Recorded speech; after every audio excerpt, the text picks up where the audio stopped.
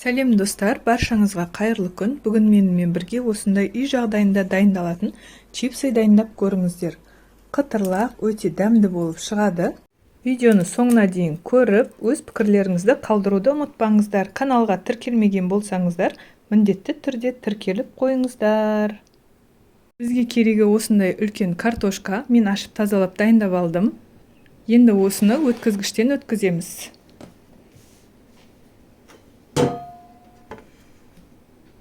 Мінекей менде осындай теркадан өткізіп аламыз барлығын. Жалпағынан өткізіп аламыз.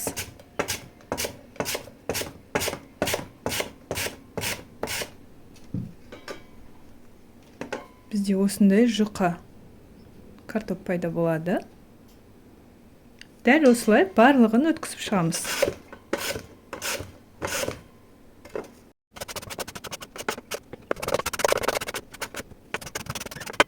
Картоптарымыз дайын.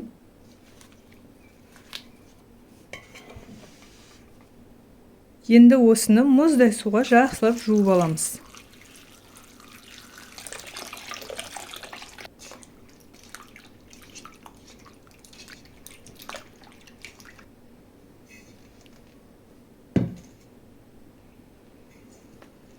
Енді картопымыздың барлығын осылай салфеткаға түсіріп кептіріп аламыз.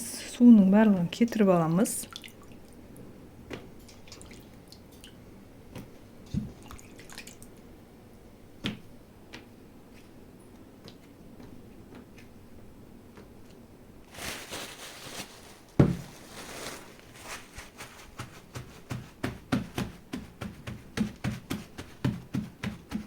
Бізде картопымыз құрғақ болу керек.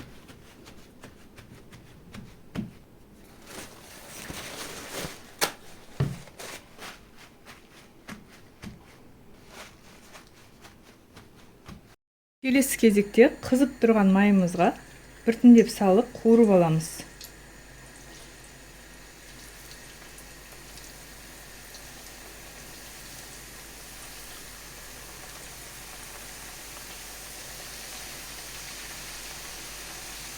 Картопымыз су болмауы керек. Су болса майымыз шашырап кететін болады.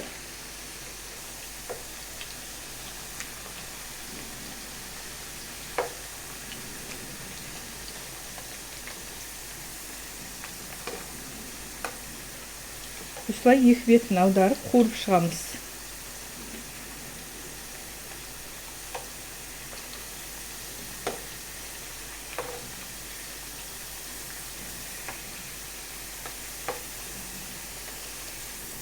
Сарғыш болып қызарғанша қуырып алатын боламыз.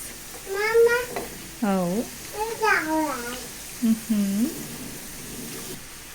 Дәл осылай жасап көріңіздер, өте дәмді, әдемі шығады. Мінекей дайын болды. Осыны аламыз.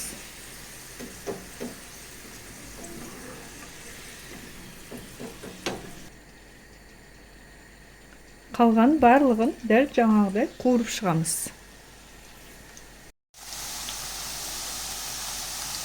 Картоптың қызарып пісуіне 5 минуттай уақыт кетеді.